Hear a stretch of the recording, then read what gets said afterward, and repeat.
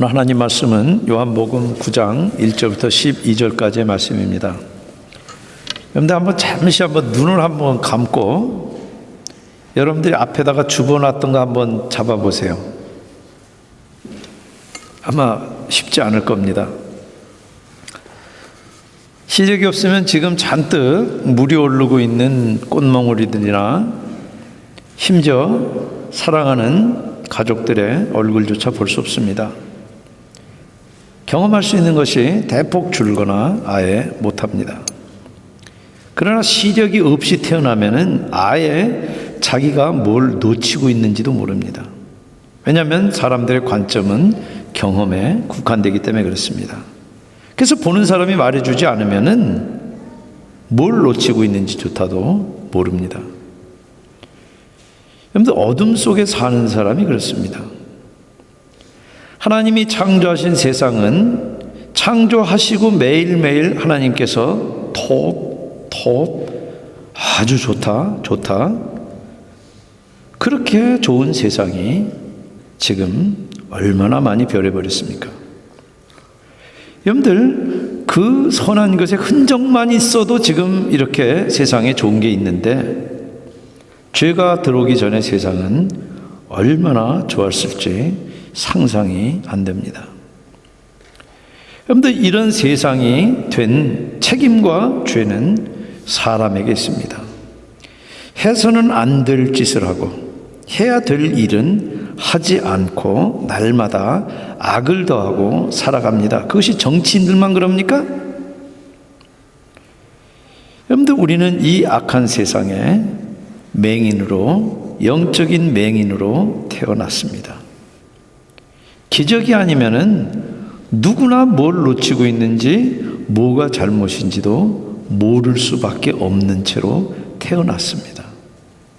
근데 기적은 세상에 비친 예수님이 오셔서 우리들에게 시력을 주신 겁니다. 그래서 무엇이 옳고 무엇이 잘못되어 있는지 명백한 기준들을 우리들에게 주신 겁니다.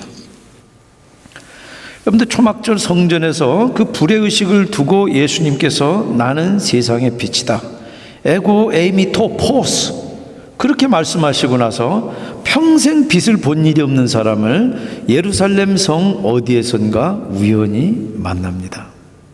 근데 나중에 보니까 그 우연이 아니에요. 창세전에 하나님이 계획하신 일이에요. 여러분들 요한복음에는 7가지 기적이 나오고 7번에 걸쳐서 에고 에이미 나는 누구다 하신 말씀이 나오는데 오늘 이 맹인의 눈을 뜨게 한 기적은 2가지가 동시에 겹치는, 다시 말해서 에고 에이미 토 포스하는 이 예수님의 정체를 밝히신 이 말씀과 함께 기적이 겹쳐서 나오는 그런 내용입니다. 우리 요한복음 9장 1절부터 12절까지 같이 읽겠습니다. 예수께서 길을 가실 때 날때부터 맹인된 사람을 보신지라 제자들이 물어 이르되 라삐어 이 사람이 맹인으로 난 것이 누구의 죄로 인함이니까 자기니까 그의 부모니까 예수께서 대답하시되 이 사람이나 그 부모의 죄로 인한 것이 아니라 그에게서 하나님이 하시는 일을 나타내고자 하심이라. 때가 아직 낮음에 나를 보내신 이의 일을 우리가 하여야 하리라. 밤이 오리니 그때는 아무도 일할 수 없느니라. 내가 세상에 있는 동안에는 세상의 빛이로라. 이 말씀을 하시고 땅에 침을 뱉어 진흙을 이겨 그의 눈에 바르시고 이르시되 실로암 못에 가서 씻으라 하시니 실로암은 번역하면 보냄을 받았다는 뜻이라. 이에 가서 씻고 밝은 눈으로 왔더라. 이웃 사람들과 전에 그가 거린인 것을 보았던 사람들이 이르되 이는 앉아서 구원하다는 자가 아니냐. 어떤 사람은 그 사람이라며 어떤 사람은 아니라 그와 비슷하다 하거늘 자기 말은 내가 그라하니 그들이 묻되 그러면 내 눈이 어떻게 떠졌느냐. 대답하되 예수라는 그 사람이 진흙을 이겨 내 눈에 바르고 나더러 실로암에 가서 씻으라 하기에 가서 씻었더니 보게 되었노라. 그들이 이르되 그가 어디 있느냐 이르되 알지 못하니라 하니라. 기도하시겠습니다. 성령 하나님, 이 시간 저희들의 상식들, 경험들 하나님의 말씀의 반석에 부딪히게 하시고 깨어지게 하셔서 그 반석에서 생수의 강이 터져나오는 역사를 경험케 하여 주시옵소서. 성령 하나님 도우소서. 예수님의 이름으로 기도합니다. 아멘. 이 선천적인 맹인을 보고 던진 제자들의 질문이 뭡니까? 이 사람이 맹인된 게 누구 죄냐는 거예요. 자기 죄입니까? 자기 부모 죄입니까? 참 고약한 질문인데 그는 오늘날도 아주 흔한 질문 아닙니까? 여러분들도 그러지 않습니까? 당시 랍비들은 장애의 원인을 부모들이나 아니면 본인에게서 찾았습니다. 본인에게서 찾는 것이 미시나라고 하는 그 당시에 히브리 기록에 나오는 내용에 이런 얘기가 있습니다. 임산부가 이방 신전에 가면은 뱃속의 아이도 우상 숭배를 한 것이기 때문에 그 결과 장애가 온다. 그러니까 아이의 장애는 자기도 모르는 사이지만 우상 숭배했기 때문에 장애가 왔다는 거예요. 아니면 부모의 잘못을 연좌제로 자식이 대신 벌받아서 장애가 온다. 여러분들 문제가 생기면 탓하는 것이 사람의 본성입니다.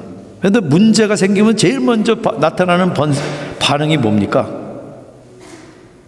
여러분들 한번 돌아보세요. 누구야? 누구 때문에 이런 일이 벌어졌어?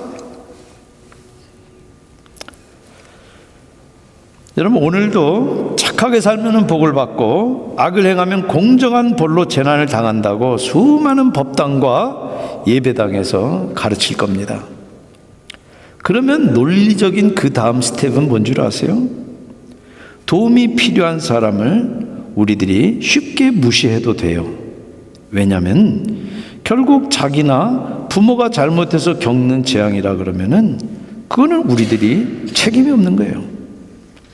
그래서 사회학자들이 조사하는데 종교인들이 이런 재앙이라든지 이런 불행의 문제에 대해서 훨씬 더 냉담하다는 거예요.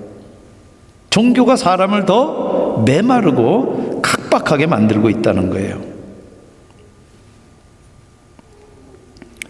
여러분들 제자들만 나쁘다고 손가락질 하시면 안 됩니다.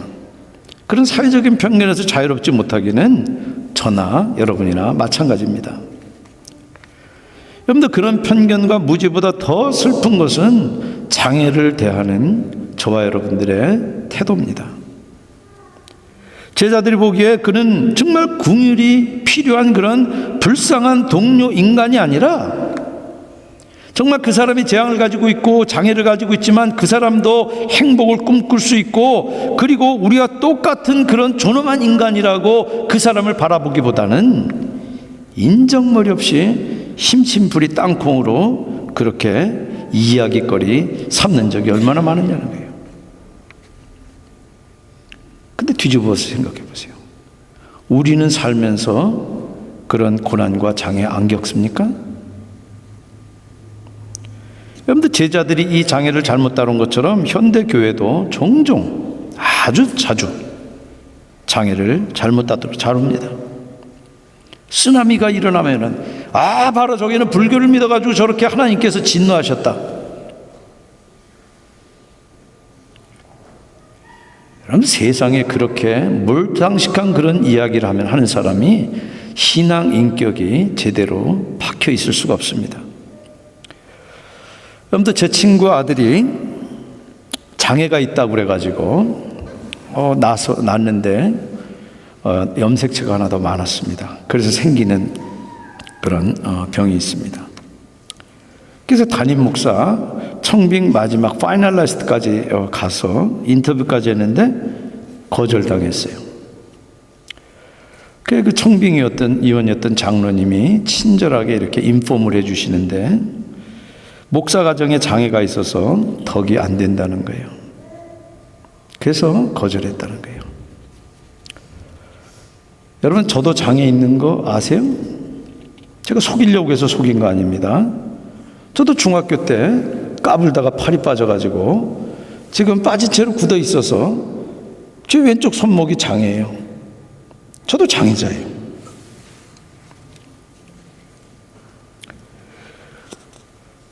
물론 잘못된 행동의 결과로 아프거나 장애가 오기도 합니다. 이방 신전에 가서 장애가 뱃속에 있는 애가 장애가 되는 것이 아니라 임신해가지고 마약을 했거나 정말 건강을 제대로 돌보지 못해서 장애가 오는 수가 있어요. 그런 경우는 쉽게 원인을 우리가 확인할 수 있어요. 그러나 수없이 많은 경우에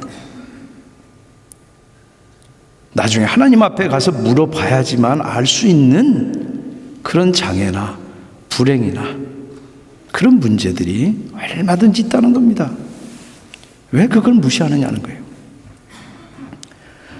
여러분들 장애를 어떤 관점으로 보느냐 하는 것은 여러분들 신앙 인격하고 직결되는 겁니다. 여기 지금 제자들은 이미 맹인이나 부모 죄를 전제로 하고 예수님에게 질문하고 있어요. 대체 누구 죄로 이 지경이 됐느냐는 거예요. 그러면 스스로 제자들이 장애가 있거나 문제에 봉착하면은 제자들은 어떻게 질문할 것인가? 아마 똑같이 질문할 거예요. 그러면 그런 사람들은 예수님 따른다 그러면서도 제자라 그러면서도 믿는다 그러면서도 전생에 무슨 죄가 많아서 교회 다니는 사람이 전생에 입을 올리는 것을 제가 여러 번 봤어요.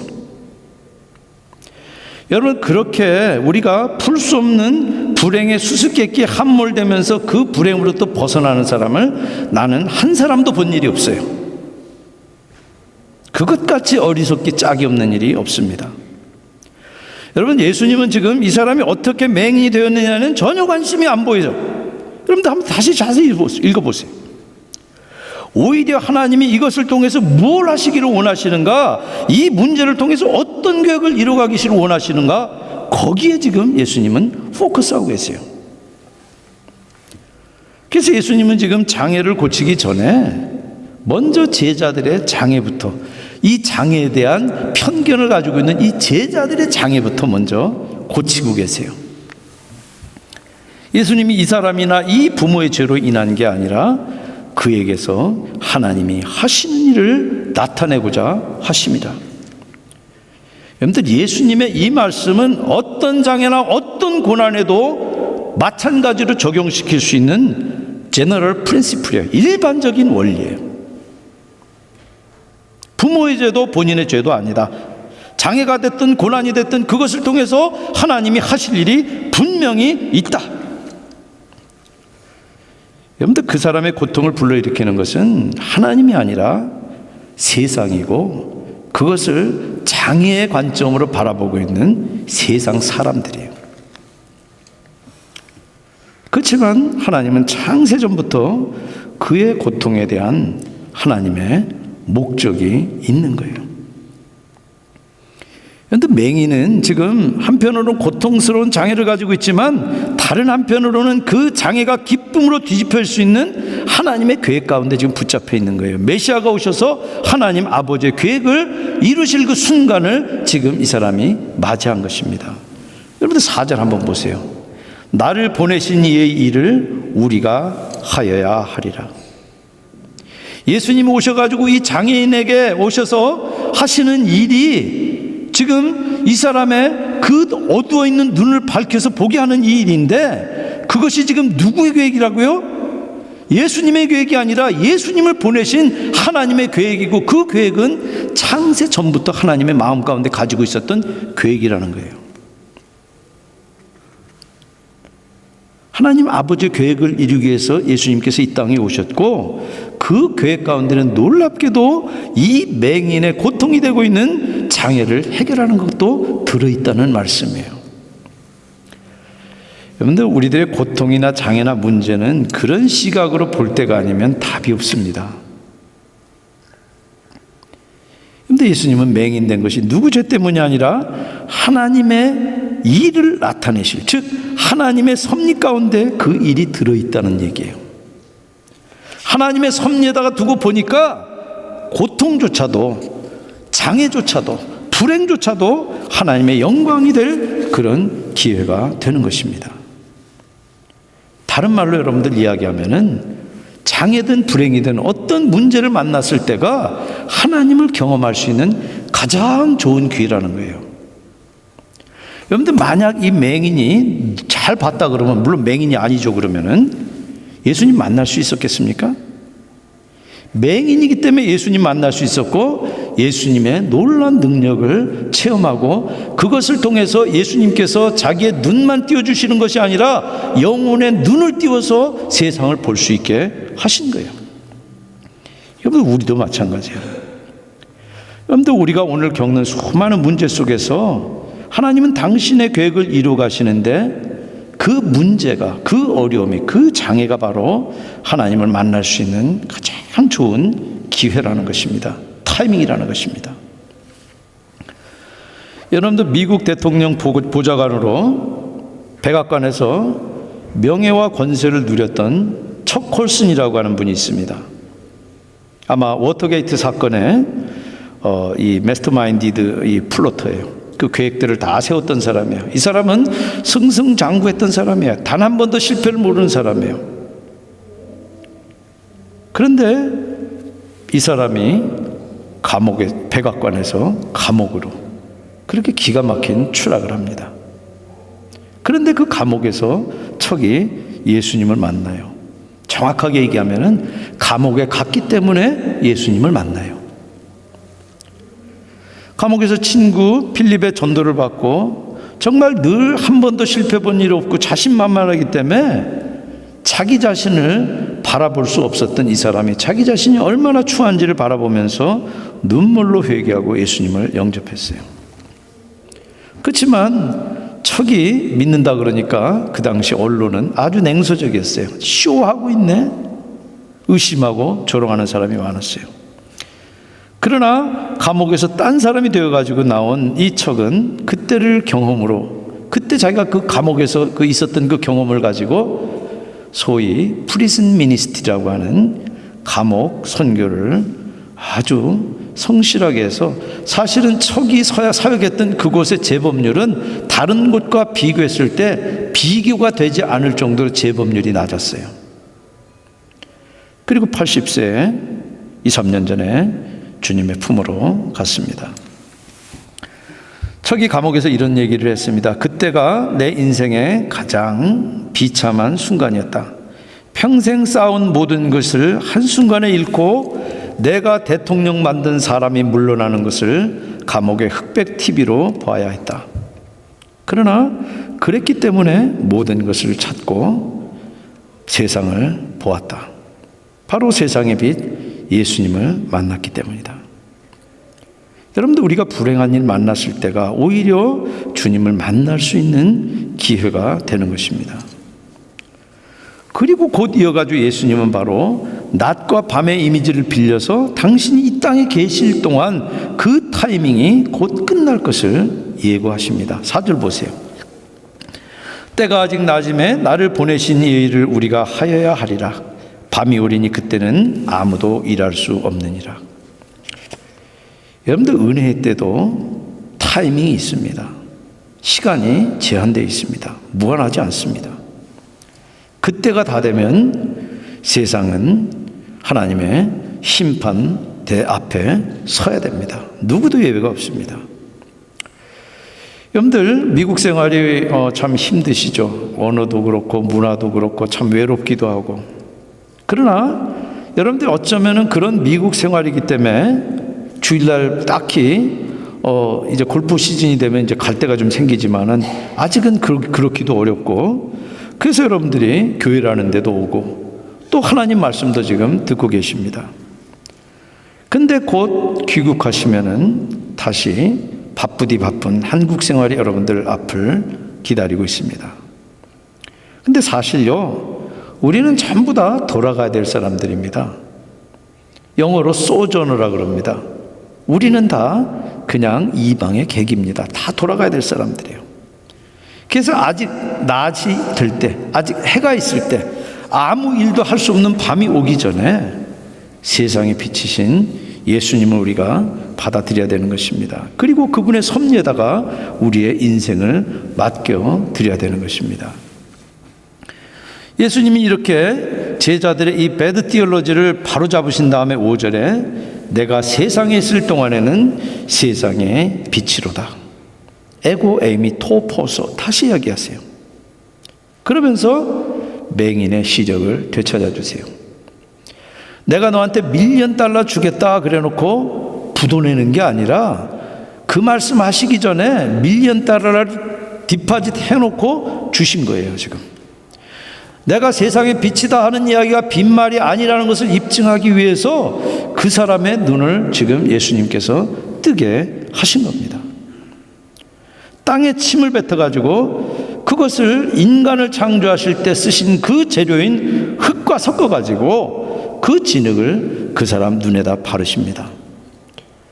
왜 그랬는지 그것을 수없이 해석하지만은 다 알레고리고 그건 별 도움이 되지 않습니다. 예수님은 그 맹인을 실로암 연못에 가서 씻으라. 그런데 요한이 오늘 보니까 히브리어로 이 실로아라고 하는 이 연못의 이름의 뜻이 보내다라는 뜻이라고 7절에 해석을 달아놨습니다. 여러분들 쓸데없는 해석은 읽지 마시고 여기 한 가지 분명하잖아요. 아버지께서는 아들 예수님을 보내셨어요. 그리고 아들 예수님은 구체적인 지시와 함께 이 맹인을 실로암 연못에 보내셨다는 사실이에요. 그리고 그 사람은 보냄받은 그 예수님 말을 그대로 믿고 따랐고 그래서 약속대로 시력을 얻고 그리고 그것이 계기가 되어서 이제 이 사람의 영혼을 뜨게 되는 것을 우리가 다음 시간에 볼 거예요. 여러분들 만약 그 장면에 여러분들이 있다고 한번 상상을 해보세요. 그리고 거기서 일어난 일들을 여러분들이 다 아신다고 한번 생각해 보세요. 여러분이 늘 다운타운에 이렇게 오고 가는데 9번가에 어떤 맹인이 깡통 두고 앉아 있었는데 그래서 지나가던 종교적인 사람들은 참 측은하게 여기기보다는 참 죄의 결과로 저 사람은 부모가 뵀을 때 아마 마약을 되게 심하게 했든지 아니면은 뭐 죄가 있는가 보다. 그리고 눈을 흘기면서 지나갔든지 아니면 도로 동정심도 생겼지만은 주머니 속에 있는 동전 소리가 날까봐 주머니에 손을 움켜쥐고 이렇게 꼭 잡고 그 앞을 지나간 경험들이 여러분들이 있다고 한번 생각해 보세요. 근데 그 사람이 어느 날 저 뒤에 예배당 문을 열고 들어왔어요. 지팡이도 없이 깡통도 없이. 그래가지고 휘둥그래가지고 우리 예배당을 한번 둘러본다고 한번 상상을 해보세요. 그럼 아마 여러분들 눈이 더 휘둥그레질 겁니다. 아마 여기저기 야단일 거예요. 그럼 아마 우리 여기 있는 어느 집사님은 오신 지 1년밖에 안 됐으니까 저 사람이 1년 동안 장님 행세하고 속이고 있었네. 아마 그럴 거예요. 그리고 여기 또 아주 우리 오래 살았던 아마 강막죽 집사님 같으면은 아니요, 내가 지금 여기 산 지가 얼만데 그때부터 지금까지 계속 이 사람 앞에 안 보고 거기 지금 깡통 놓고 그렇게 지팡이 짚고 그렇게 다니는 사람이에요. 아마 그랬을 거예요. 근데 여러분들 이 장면에서 참 이상해요. 장면이에요. 뭐가 빠진 게 있어요. 여러분들 그 사람이 지금 여기 들어왔어요. 그러면 여러분들 가운데 나타나야 될 처음에 자연적인 반응이 뭐가 돼야 될 것 같습니까? 우리가 각박하면 각박할수록 저놈 여태 우리를 속였네 이럴 거예요. 근데 여러분들 자연스러운 감정은 뭐가 나와야지 우리가 자연스럽습니까? 와! 감격하고 찬탄하고 놀라는 것이 그게 자연적인 반응 아니에요? 그런데 지금 기적적인 치유로 눈을 뜬 맹인을 위한 기쁨이 오늘 본문 아무 장면에도 없어요. 예루살렘 사람들은 그 맹인을 잔치자리가 아니라 대신에 심판자리로 끌고 가요. 마치 무슨 잘못을 단단히 저지르기라도 한 것처럼 그 앞에 가가지고 조서를 이제 꾸미는 거예요. 네 눈이 어떻게 뜨게 됐느냐? 지금 눈 뜨게 된 이 기가 막힌 이 일에는 관심을 갖지 않고 너 어떻게 눈 뜨게 됐니? 그래서 눈 뜨고 난 그것 때문에 아주 지독한 대가를 지금 지불하게 돼요. 그래서 자기가 눈 뜨게 된 경위를 지금 조서를 꾸미면서 파출소에 가서 지금 자기가 어떻게 눈뜨게 됐는지를 지금 이야기하는 겁니다. 여러분들, 바리새인들 입장에서는 뭐가 지금 잘못돼도 단단히 잘못된 거예요. 장애라고 하는 것이 하나님의 공의 심판에서 왔다라고 하는 그 통념에 사로잡혀 있는 안에는 지금 이 눈앞에 벌어지는 일을 여러분들이 마음으로 용납할 수가 없어요. 하나님의 공의와 죄에 대해서 가지고 있는 여러분들의 가치체계가 송두리째 흔들리기 때문에 종교적인 사람들일수록 그것들을 거부해요. 하나님이 변하셨나? 공의를 저버리신 거 아니야? 그럼 저 사람은 원래 죄가 없던 사람인가? 여러분들, 이런 신학적인 의혹이 이 기쁨의 축제를 지금 꼴딱 삼켜버렸어요. 그리고 장애가 이렇게 고쳐진 것이 마치 일어나서는 안 될 일처럼 그렇게 다루어지는 기가 막힌 장면이 오늘 여기 펼쳐지는 겁니다. 그런데 구약 성경에 보면은 분명하게 맹인의 눈을 뜰 수 있는 사람은 하나님뿐이라고 기록하고 있어요.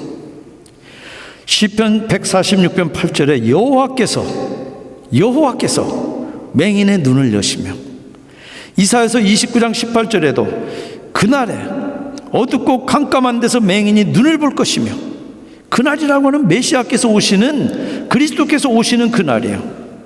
그날에는 이사야서 35장 5절에도 그때 맹인의 눈이 밝을 것이며, 지금 그 예언대로 예수님이 오셔서 맹인의 눈을 지금 뜨게 하신 거예요. 그런데 안타깝게도 그런 예수님을 지금도 도덕군자 취급하는 분들이 많습니다. 교회 안에 많습니다. 그러면 기적은 일어나서는 안 되는 일입니다. 교회 다니는 분 중에 그런 분들이 많아요. 소위 종교다원주의에 빠진 분들이에요. 어떤 종교든 다 똑같다는 그런 신념이에요. 목표는 같고 올라가는 길이 다양한데 그 중에 불교라는 길도 있고 유교라는 길도 있고 그 중에 웨이가 기독교라는 거예요. 예수님이 더 트루스가 아니라 예수님도 여러 트루스 중에 트루스라는 거예요. 그러면 예수님이 지금 오셔서 하신 이 지금 세상의 빛이다 하는 이야기는 그냥 여러분들은 계몽주의로 받아들이면 돼요. 우리들의 참 안매와 무지로부터 우리들을 밝혀서 우리들의 의식화한 거, 이걸로 끝나면 돼요. 근데 성경 어디에 그렇게 얘기합니까?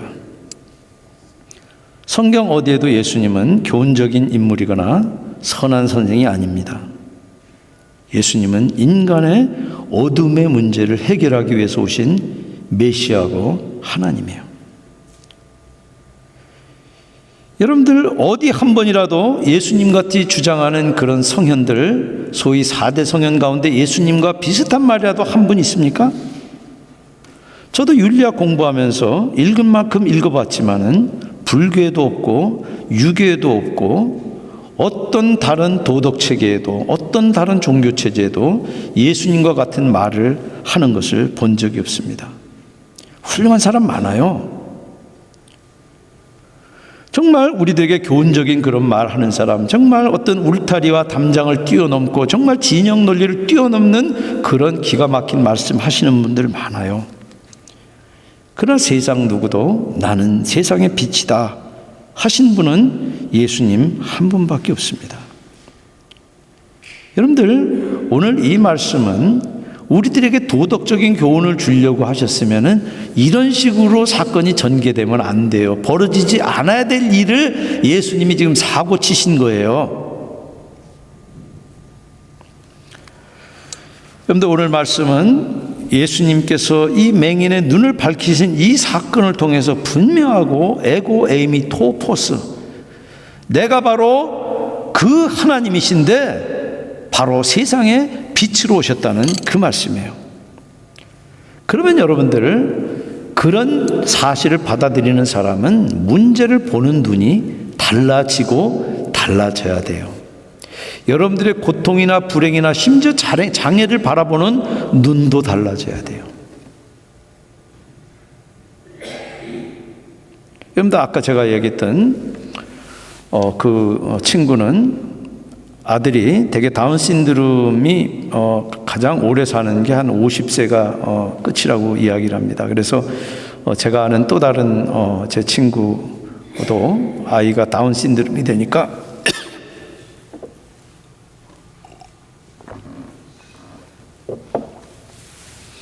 나이가 꽤 되는데도 아이를 하나 더 두더라고요. 근데 그 목사님 아들이 지난해 30세가 됐습니다. 그러면서 페이스북에 이렇게 링크를 걸었는데 그 링크의 내용이 미국인인데 다운 신드롬에 있는 사람인데 나이가 30세에 자기 개인 레스토랑을 연 이야기예요. 그래서 그걸 링크를 해놓고 자기도 우리 아들이 이렇게 건강하고 정상적인 그런 사회인으로 살아갈 것을 바라고 기대하고 믿는다. 그러면서 거기다 자기 아들이 30살이라고 써 있는데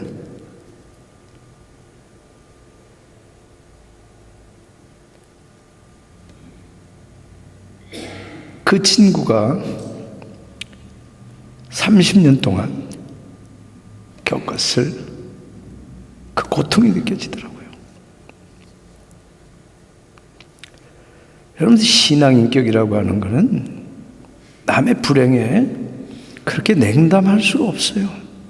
그게 어떻게 신앙입니까?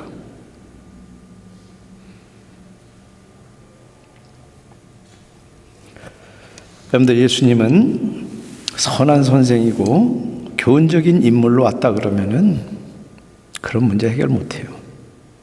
그냥 문제는 그냥 문제로 있는 거예요. 그 친구는 지금 잘못 믿고 있는 거예요. 그러나 예수님은 이 땅에 메시아로, 그리고 세상에 참 빛으로 오셨고, 그래서 우리로 하여금 세상에 참 빛을 보도록 하신 그분입니다. 그분 믿고 정말 우리들도 내가 잘 모르지만은 여기 11절에 보니까 눈뜬 맹인이 나 잘 몰라, 예수가 뭔지 신학이 뭔지 나 아무것도 몰라, 근데 내가 믿어, 나한테 확실히 일어난 이거는 내가 부인할 수 없어, 그렇게 지금 증거하는 것을 보시기 바랍니다. 근데 믿음은 대단한 거 아닙니다. 믿음은 체험입니다. 그렇게 체험하고 주님을 믿는 저 여러분들 다 되시기를 주님의 이름으로 축원드립니다. 같이 기도하시겠습니다.